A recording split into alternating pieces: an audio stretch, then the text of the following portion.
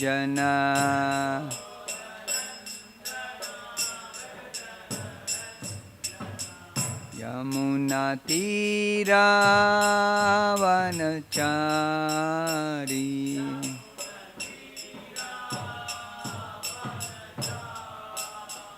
Yamunatiravanachari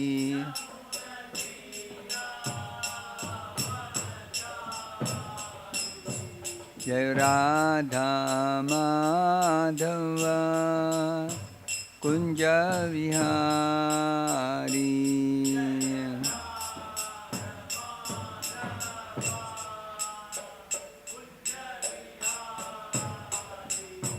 Hare Krishna Krishna Krishna Hare Hare Hare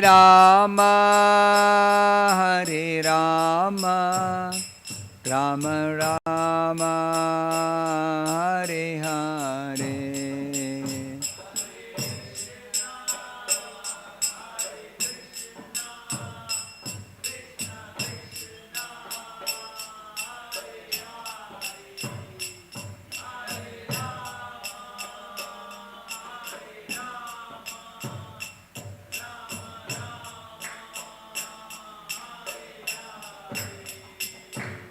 Hare Krishna Krishna Krishna Hare Hare Hare Rama Rama Rama Hare Hare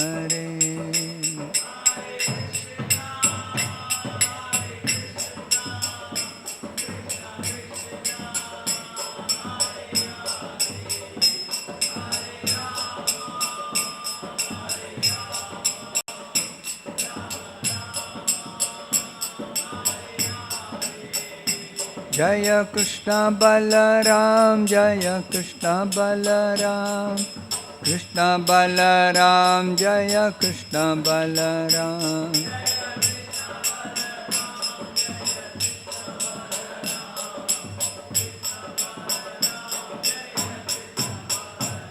Jaya Gauranitai Jaya Gauranitai Gauranitai Jaya Gauranitai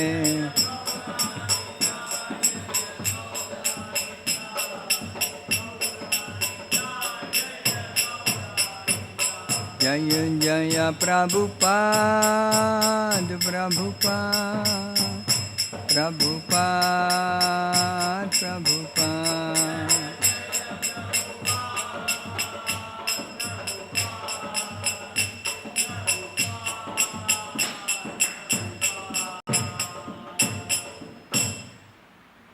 Jai Om Shabbat Param Saparivraj Kacharya Stoktara Shatashi Srimad His Divine Grace A.C. Bhaktivedanta Swami Prabhupada Ki Jai ISKCON Samstapakacharya Savior of the whole world Jagat Guru Srila Prabhupada Ki Jai Srimad Bhagavatam Ki Jai Nitai Gaur Premanandi Hari Bol Om Namo Bhagavate Vasudevaya Om Namo Bhagavate Vasudevaya Om Namo Bhagavate Vasudevaya Narayanam Namaskritya Naram Chaiva Narottamam Devim Saraswatim Vyasam Tato Jayam Udirayet Nashtaprayeshu Bhadreshu Nityam Bhagavata Sevaya Bhagavati Uttama Shloke Bhaktir Bhavati Naishtike. Reading from Srimad Bhagavatam, Canto 3, Chapter 16. Jaya and Vijaya cursed by the sages, text 32. Dvaha Sthau Dvasthau Adishya Bhagavan Dvasthau Adishya Bhagavan द्वास्थावादिश्य भगवान् विमान श्रेणी भूषणं विमानश्रेणीभूषणं सर्व अतिशयया लक्ष्म्या सर्वातिशयया लक्ष्म्या जुष्टं स्वं धिष्ण्यम् आविशत् जुष्टं स्वं धिष्ण्यमाविशत् द्वास्थावादिश्य भगवान् विमानश्रेणीभूषणं सर्वातिशयया लक्ष्म्या जुष्टं स्वं धिष्ण्यमाविशत्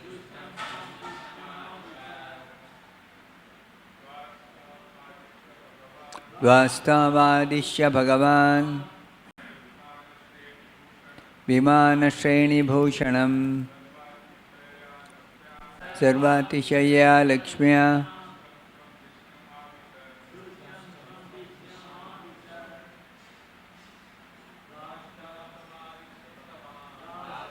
आदिश्य भगवान् भूषण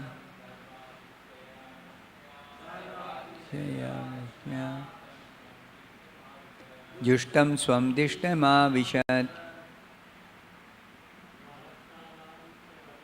द्वास्थावादित्य भगवान् विमानश्रेणीभूषणं सर्वातिशयया लक्ष्म्या जुष्टं स्वं धिष्ण्यमाविशत् द्वास्थावादिश्य भगवान् विमानश्रेणीभूषणं सर्वातिशयया लक्ष्म्या जुष्टं स्वं धिष्ण्यमादिशत् द्वास्थावादिश्य भगवान् विमानश्रेणीभूषणं सर्वातिशयया लक्ष्म्या जुष्टं स्वं धिष्ण्यमाविशत् आदिश्य भगवान्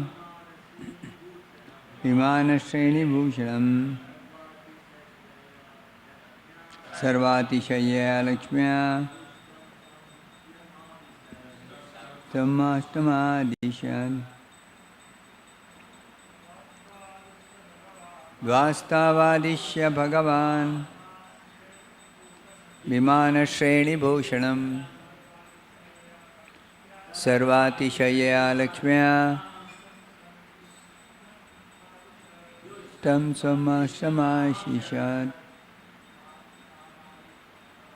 द्वास्थावादिश्य भगवान्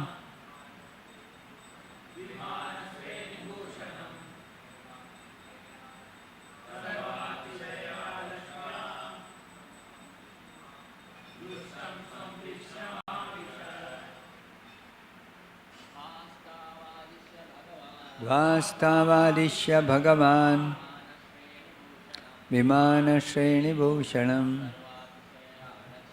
सर्वातिशयया लक्ष्म्या जुष्टं स्वं धिष्ण्यमाविशत् द्वास्थावादिश्य भगवान् विमानश्रेणीभूषणं सर्वातिशयया लक्ष्म्या जुष्टं तमष्टमाविशत्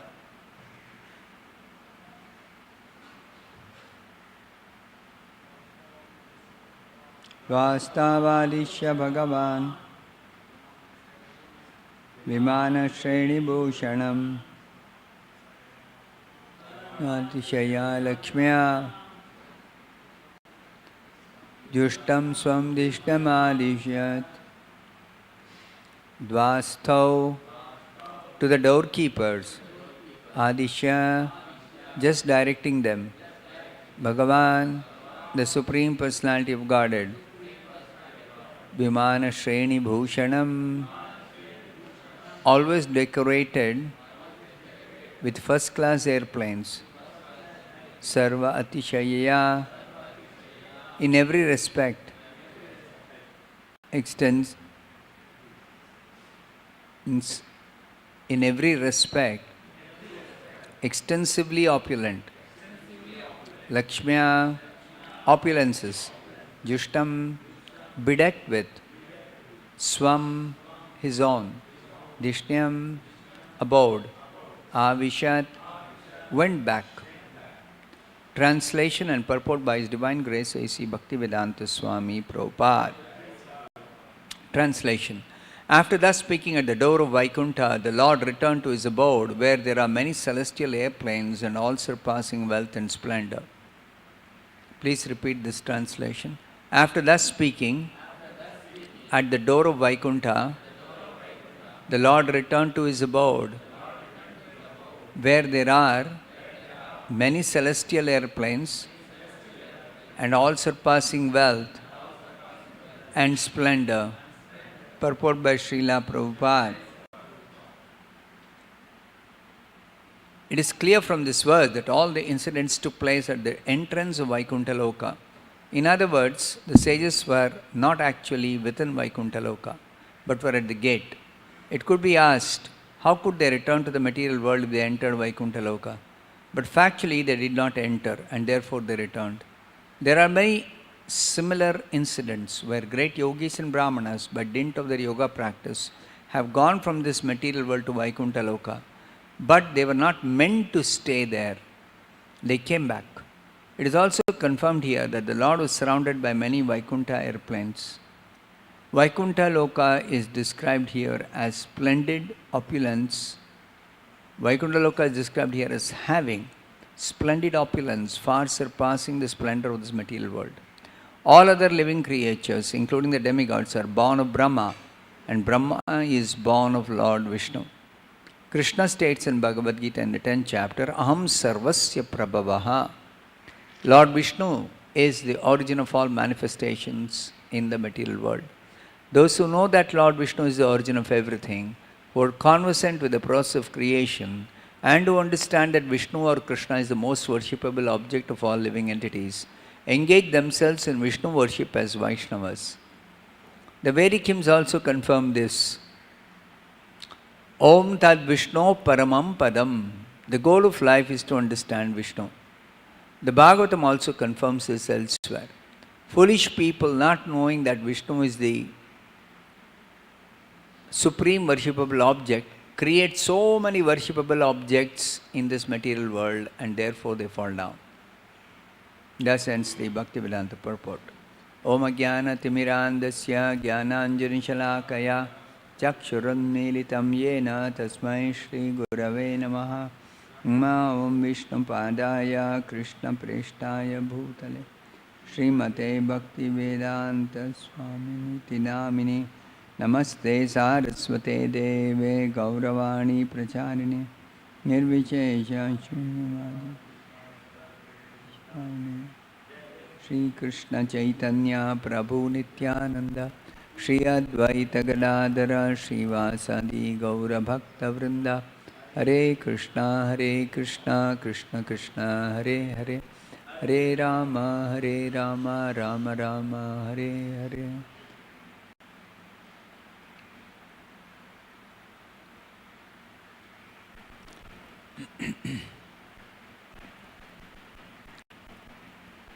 So the Supreme Lord Narayana has given confidence to his doorkeepers.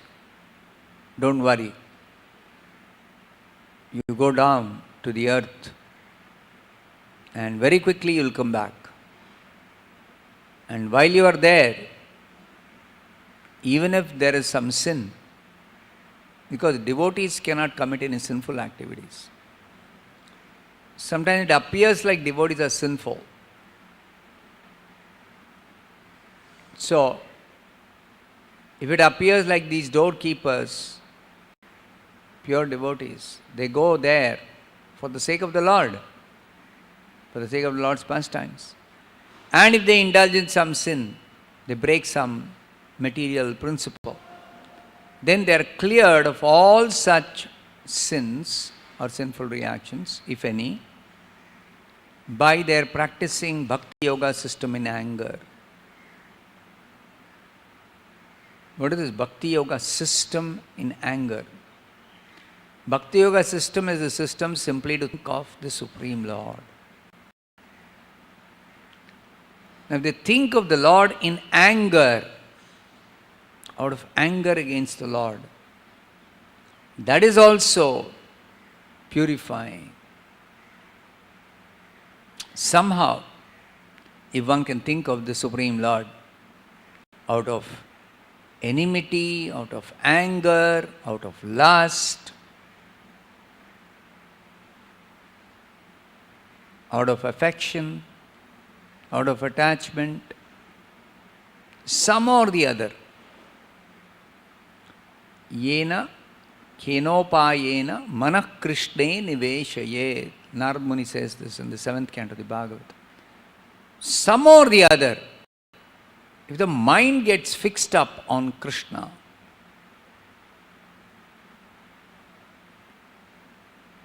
then one becomes purified completely.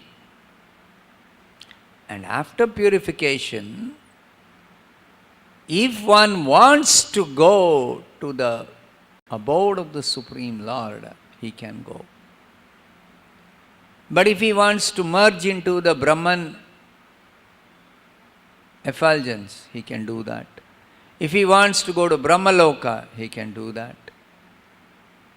He wants to go to some heavenly planet, he can do that.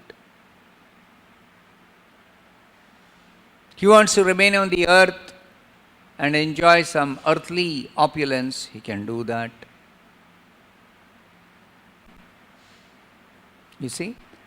Merely because somebody becomes completely purified doesn't mean they go back to Godhead. No. So, therefore, Srila Prabhupada says, one can go back to Godhead if one desires to do so. That's all. But who will get the desire to go back to Godhead? Only devotees. Others, why will they want to go back to Godhead? What will they go there and do?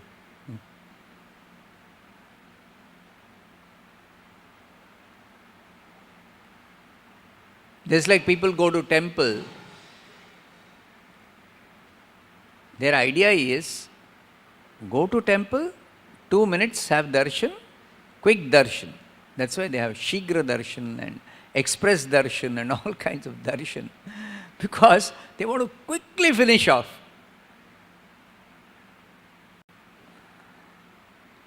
And then after that they will go somewhere else and spend lot of time. They are not quickly going and coming back. Spend lot of time. So, if somebody says, let's go to ISKCON temple. ISKCON temple means you cannot just quickly go and come back, especially Bangalore temple. You cannot quickly go and come back. You have to spend some time. So many counters, so many, so much they have to climb. So they'll say, let us go to some other temple. Nearby there are so many other temples. Let's go to that temple. Quickly we can have darshan. So the point is that unless one really wants Krishna, why will Krishna make himself available to such a person who doesn't want Krishna?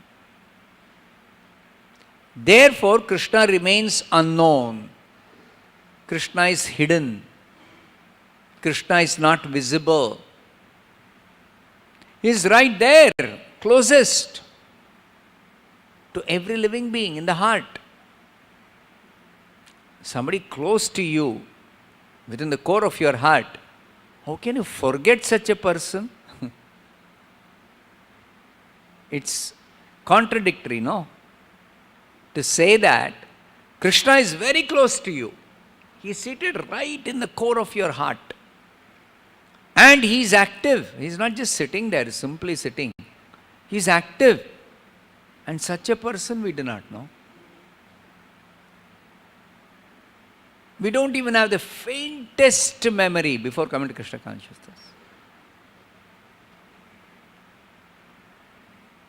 If before coming to Krishna consciousness, somebody asked, do you know Krishna? Yeah, some Hindus worship. In my house they worship. Temples they worship. Some people believe in Krishna. All these type of replies you will get.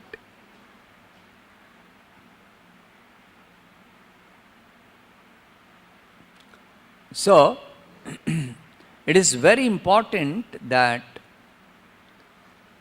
we awaken our dormant Krishna consciousness by the appropriate process.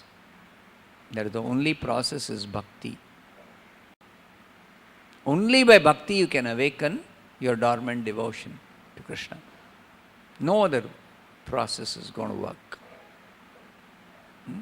So, all other processes described in the Vedic literature lead one to bhakti.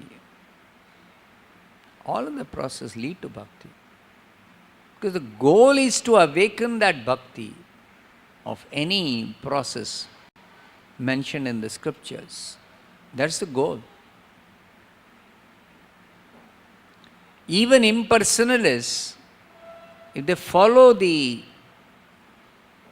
scriptures properly, then they may go through the impersonal realization.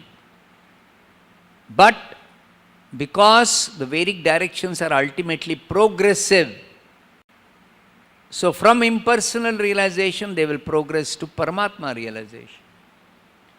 From Paramatma realization they will progress to Bhagavan realization. And Bhagavan realization means they awaken their devotion to the Supreme Lord.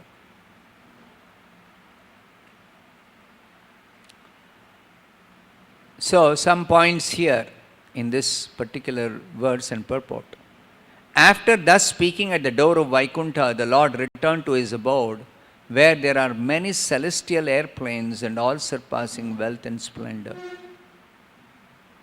The Lord's abode is his personal abode.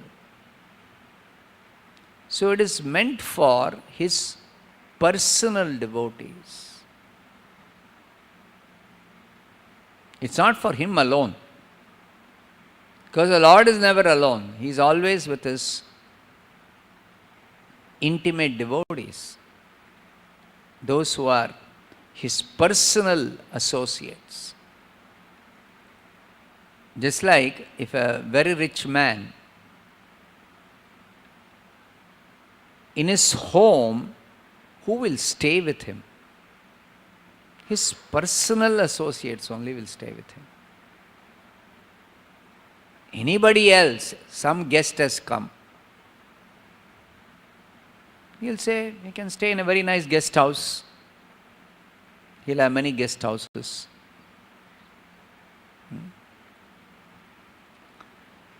But some very intimate relative has come. He'll tell that relative, don't stay in guest house and all. Stay in my house, my own house. My own house. In the early days, from Bangalore, I was going to Hubli to preach. And in the beginning days, we didn't have any contact in Hubli. I didn't have any contact. Our temple did not have any good contact like that. There were some contacts, but...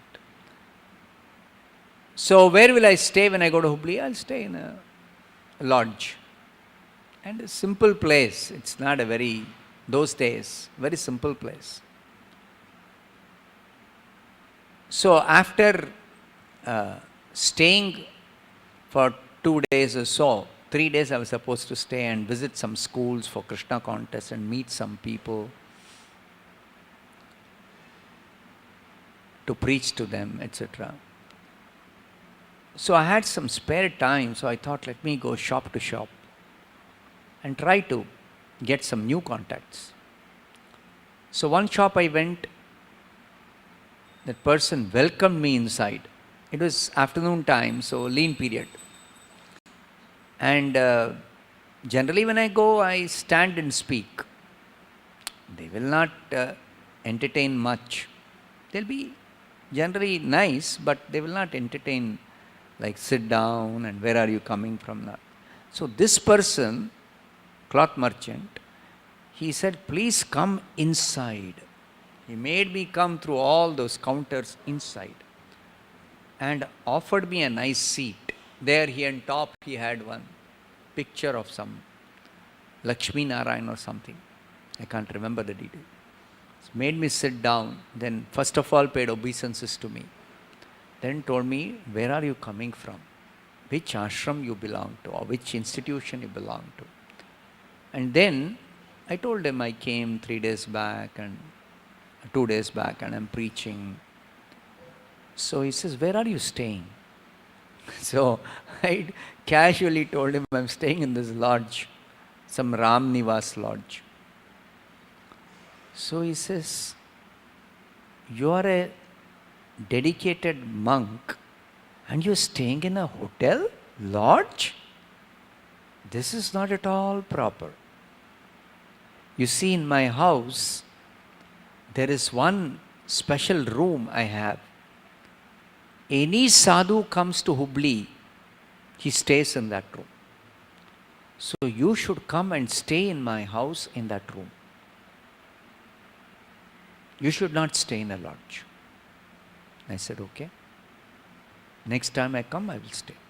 Why next time? Now you come. So I said, I finished my work. I got a bus in the evening. I'm going back. Okay, next time you come, you should come and stay in my house. So I came back to Bangalore temple and told Chanchapati Prabhu, like this one person said. Then Chanchapati Prabhu explained to me, this is our culture, you see. There are such pious people, they are well-to-do and they host sadhus, they'll even cook for you, everything they will do. So next time you go, you can stay there. I asked, can I stay there next time I go? Yeah, you should stay there. You preach to him. Make him a life member, and he doesn't know. Definitely, from my conversation, he doesn't know anything about ISKCON.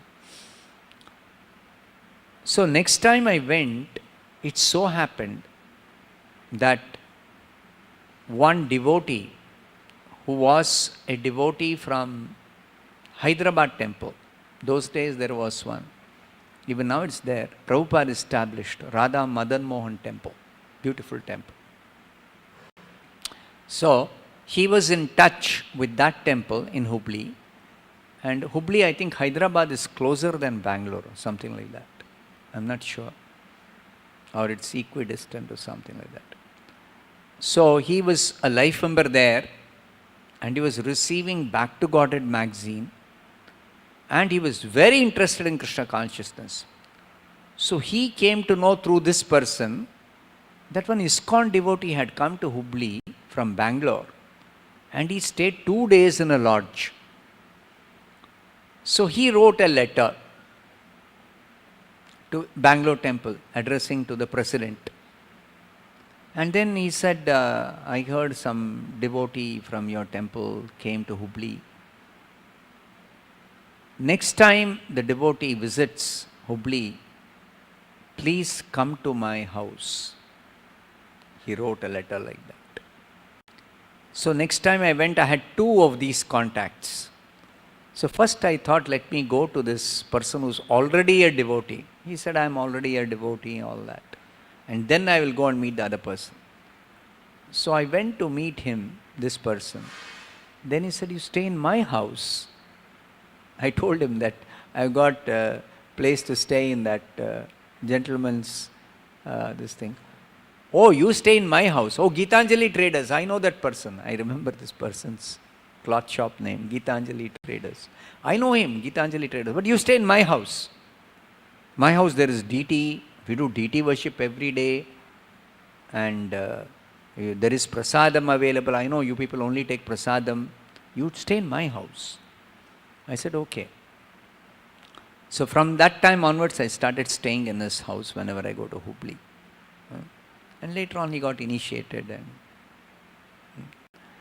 so my point is that Lord's personal abode is not for anybody and everybody.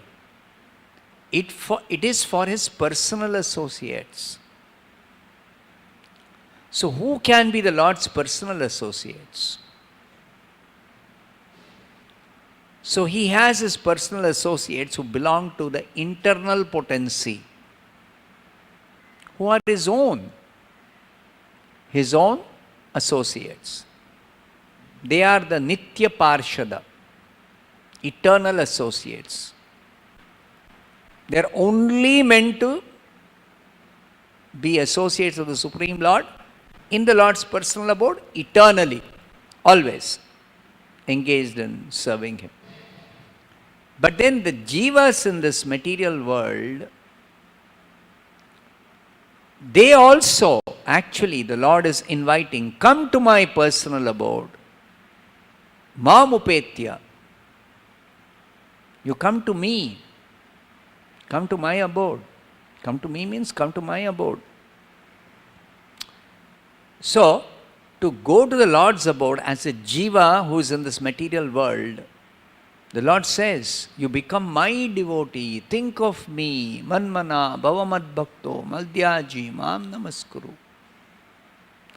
This is the way to become the Lord's associate.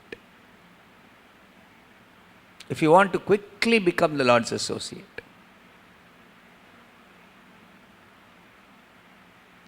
But some people somehow cannot connect, cannot relate.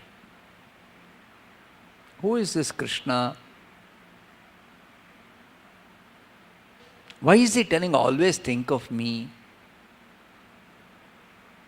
So for them also, the Lord does not want to leave them out. Those who can't think of Krishna immediately, those who can't immediately begin to worship him. So he has given other routes also. Gradually come to the point of understanding Krishna is the supreme, Krishna is the topmost well-wisher, Krishna is the only worshipable personality. All these things to understand, for some people it takes time. So Krishna gives them time. He gives the other paths, the other yoga systems, the other pious activities. Because some people, they want to worship so that I get some nice facility for living in this world. They can't understand you are not meant to live in this world. If they are told that miseries of material existence, because they are pious, they think miseries are for sinful people. We are all pious people. We are all pious people. So all that miseries of material existence, if you want to avoid, then you do this, you do that. That's all for sinful people, impious people. We are pious people. So even if they read Bhagavad Gita, what will appeal to them? Something which talks of pious activities by which you can be promoted to heavenly planets. Because they can connect with it, they can relate with it. We are engaged in pious activities. So even if they are engaged in pious activities for staying here very nicely, if they are told, next life, after death also you can get a good destination in the heavenly planets. Oh, that's very nice. That will appeal to them. Because they are already engaged in pious activities. For them it is not at all difficult. Already engaged.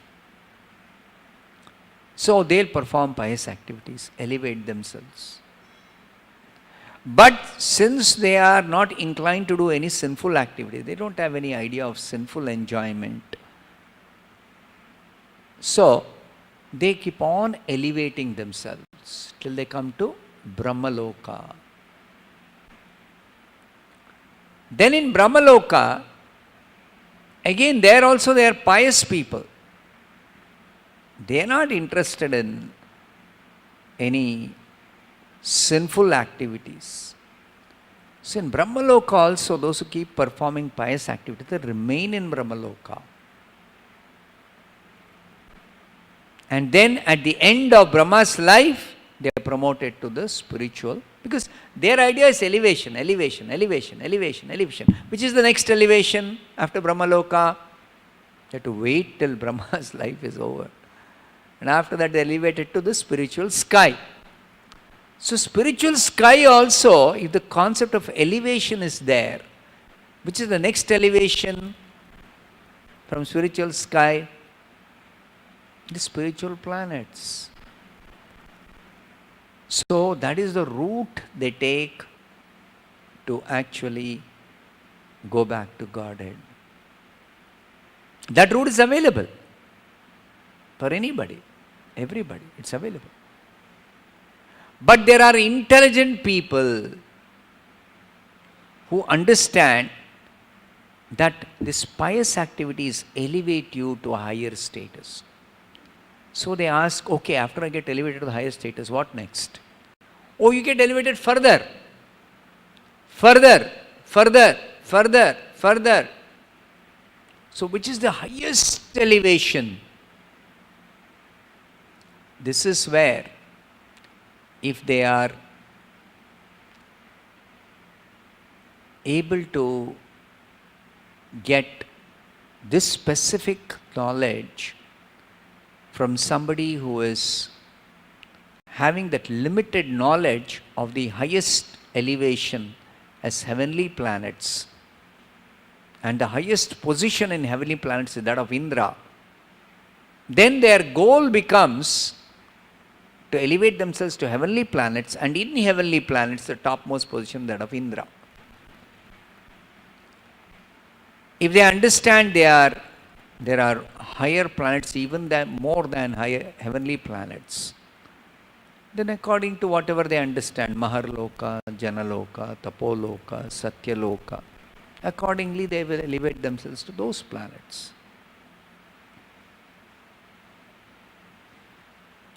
But if they are able to understand there is this material world is perishable, destructible, there is one spiritual sky which is indestructible. So then they make their goal as elevating themselves to the spiritual sky. Because their only understanding is impersonal, absolute truth, therefore they limit themselves to elevation to the spiritual sky, merging into this Brahma Jyoti in the spiritual sky. This becomes their goal, the highest achievement. But if they are fortunate to come in contact with the pure devotee, then they understand the highest elevation is the spiritual planets. And the highest position in the spiritual planets is pure devotee of the Supreme Personality of Godhead. So that's why in the scriptures you will find, in general, in the Vedas, sometimes people wonder why all these things have to be explained in the Vedas, how you can elevate yourself to heavenly planet, how you can get the post of Indra. Because some people, they are stuck up in this particular understanding. Anything else will not appeal to them. Anything else they will reject, straight away reject. They will not connect with it. So for them, at least, let them elevate themselves to heavenly planet. Let them not be stuck up on this earth planet. So that's why all varieties of elevation, all varieties of processes, all varieties of descriptions are there in the scriptures. But if somebody is really, really intelligent, who has got purified intelligence, he will always want to find out this supreme, the ultimate reality, the absolute truth.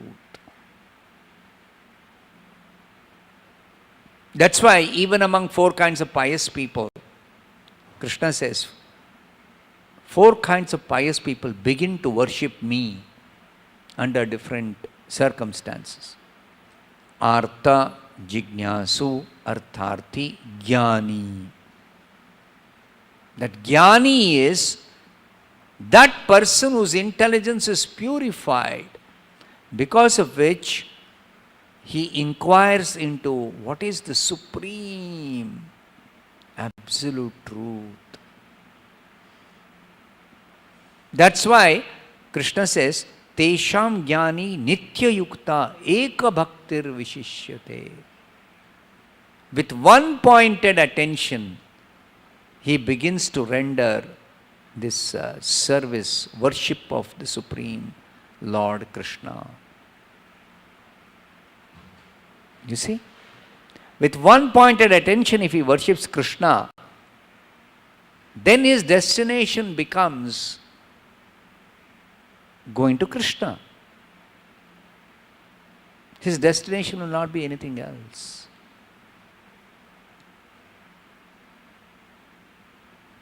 But worship of Krishna is never gradual elevation. Because Krishna is the Supreme Personality of Godhead. You see? Krishna is the Supreme Personality. Therefore, Bhagavatam goes one step further than Bhagavad Gita. Bhagavatam, Narad Muni says, some or other you think of Krishna. Fix your mind on Krishna. Then guaranteed you will become a devotee. It's not only through bhakti. It's not only through bhakti. Bhakti there means favorable devotional service. Anukulyena Krishnanushilam. No, not necessarily only through that. That's for pious people. Bhagavatam says for pious people, take to devotional service. But for impious people, yena kenopayena manah krishne niveshayet. Even in anger, even in enmity, even in enviousness. And the examples are there. Shishupala, Dantavakra. Shishupala was so envious of Krishna. But the point is that envy is directed specifically towards Krishna. Then only that intense thinking of Krishna becomes possible. If he is envious against Krishna, envious against this person, envious against that person, envious against, his thinking becomes distributed. It is not concentrated on Krishna. So when he is envious of Krishna, he thinks of Krishna in an envious way. If he is envious of some other demon, he will think of that demon. So his purification will not happen so completely. When he thinks of Krishna, there is purification. But he thinks of Krishna sometimes. So that is not enough. Intensely think of Krishna always. So even the activities in enviousness of Krishna, how to defeat Krishna, how to insult Krishna, how to make more people on my side antagonistic to Krishna. So thinking, but thinking of Krishna becomes purified. And once he is purified, then there is nothing else which will be an impediment. So in the case of these two doorkeepers, because 3 lifetimes they had to actually be on the earth. So therefore, after being killed by the Supreme Lord, practicing Bhakti Yoga in anger. Angry. Hiranyakashipu was angry against Vishnu. Why did Vishnu kill my brother? So I am going to take revenge. So always thinking of Vishnu. Always thinking of Vishnu. Even Hiranyaksha, he was told, for your kind of prowess of fighting, there's only one person who can match you, Vishnu. So where is Vishnu? Where is Vishnu? Where is Vishnu? He's searching, searching, searching. Somebody told him Vishnu is hiding in the heart. Very, very, very tiny form. Then he said, oh, he's afraid of me. Therefore he is hiding. Whenever he comes out, I am going to deal with him. I am not going to spare him. So still he did not give up thinking of Vishnu, waiting for Vishnu. Then Narada informed him, Vishnu has come. He's come out. Come out as what? In boar form. Why has he come? To rescue the earth. And who had put the earth in the Garbharika ocean? This Hiranyaksha only. So he is going to come to take the earth. I am not going to leave him. Let me see. If at all he wants to touch the earth, first he has to defeat me. And then only. So like this, he was constantly thinking of Vishnu. And in the end, he challenged Vishnu. And then he fought. So while fighting, intensely engaged in thinking of Vishnu only. How to defeat him, how to kill him, what technique to use to kill him. What are his strengths? Which are the weapons he is having? So Vishnu, Vishnu, Vishnu, Vishnu, Vishnu. So this thought of Vishnu, that's why Krishna says Manmana, the most confidential instruction. Sarva guhyatamam bhuyaha shrunume paramam vachaha. What is that next line? Ishtosi me dridamiti tato vakshami te hitam. Manmana bhava mad bhakto. Immediately after that, Sarva guhyatamam, most confidential instruction, topmost instruction. He says, think of me always. Actually, literally, if you see, Manmana, it simply means think of me. But what is Prabhupada's translation? Think of me always, or always think of me. See, that always is very important. If it is not always think of me, simply thinking of me sometimes, that's not going to result in complete purification. That's not going to become a result in complete purification. Thinking of Krishna always will result in Krishna's purification.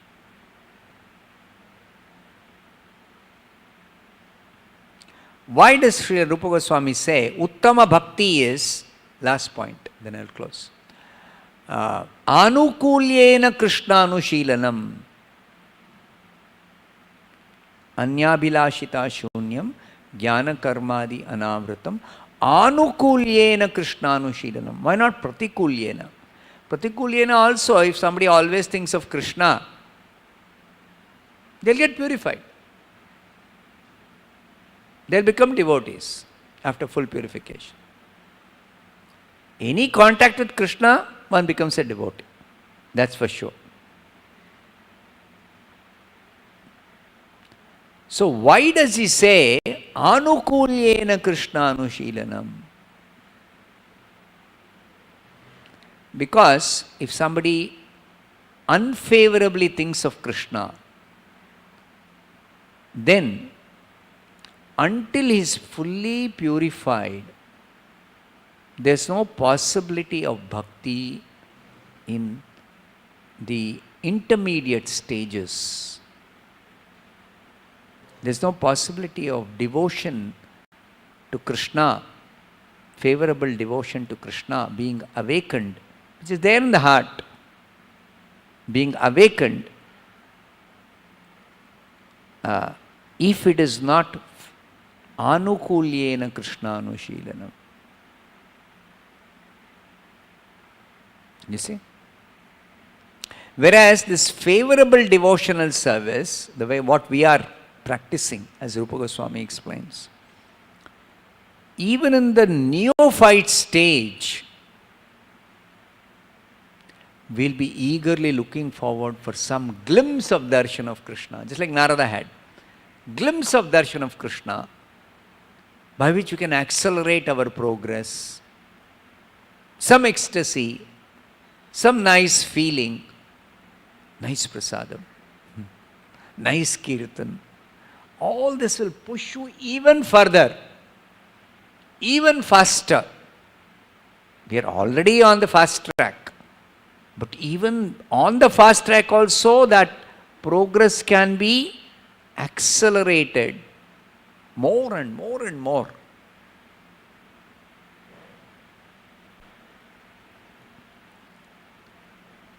So, in bhakti also, there is the accelerated path of bhakti, that is anukulyena Krishna anushilanam. It's accelerated process. Even in bhakti itself is fast process, fast track. Bhakti is the fast track as compared to other processes. But even in bhakti, bhakti yoga in anger, bhakti yoga in some enviousness, bhakti yoga in some enmity, it is in the bhakti path, it is the slowest. In bhakti path, you want accelerated progress. Then anukulyena Krishna anushilanam bhaktiruttama.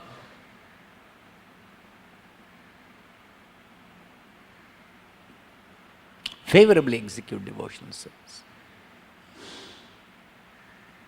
So, we should not imitate Shishupala, Hiranyakashipu, bhakti yoga in anger.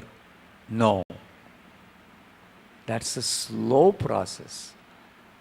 And that process, until you are fully purified, there is no question of any bhakti. There is no question of any bhakti.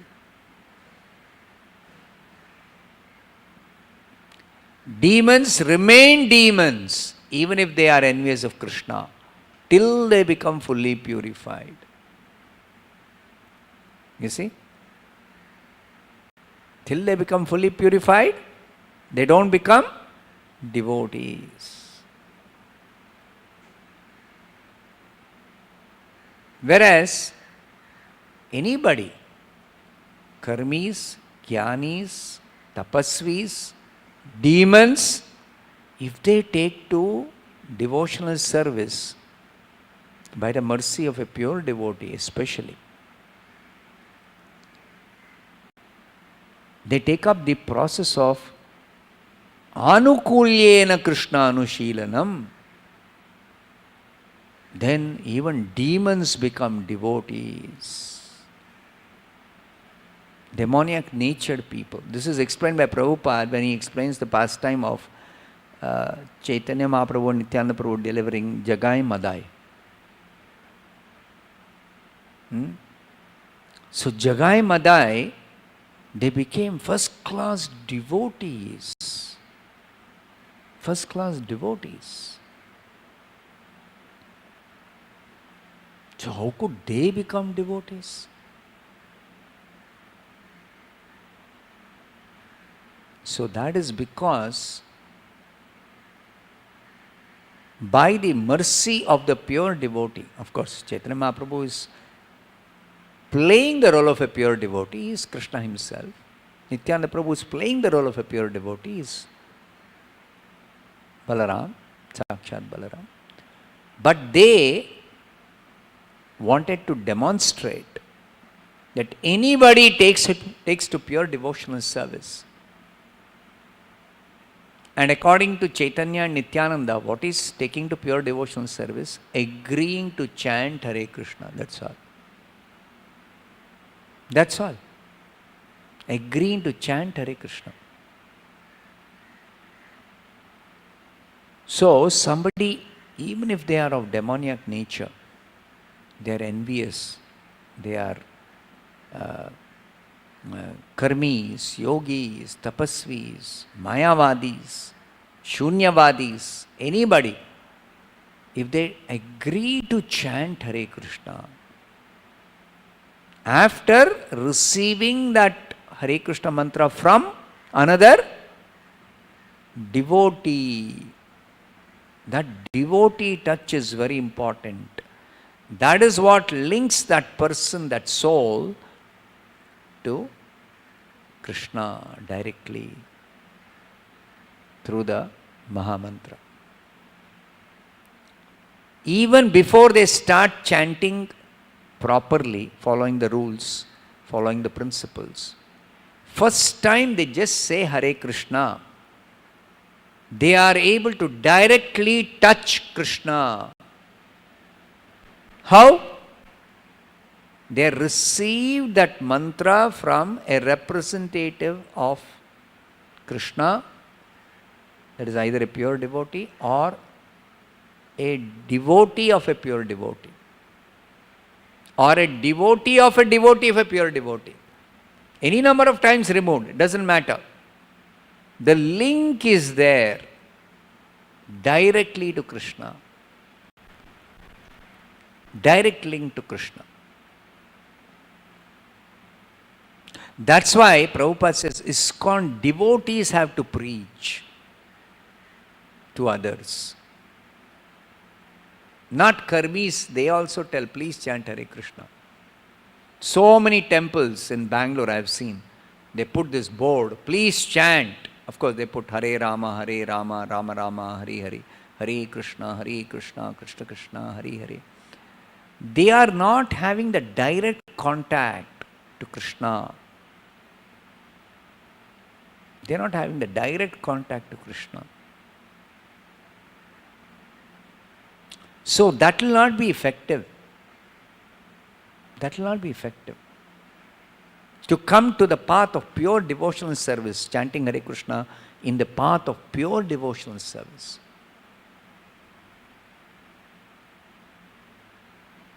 You see? So this is very important, that people receive the Hare Krishna mantra from a devotee who is linked up to Chaitanya Mahaprabhu. To come to this super fast track, direct elevation to Krishna consciousness from day one. First time a devotee tells somebody, please chant Hare Krishna, he says, Hare Krishna. He has begun pure devotional service in Krishna consciousness. He has begun.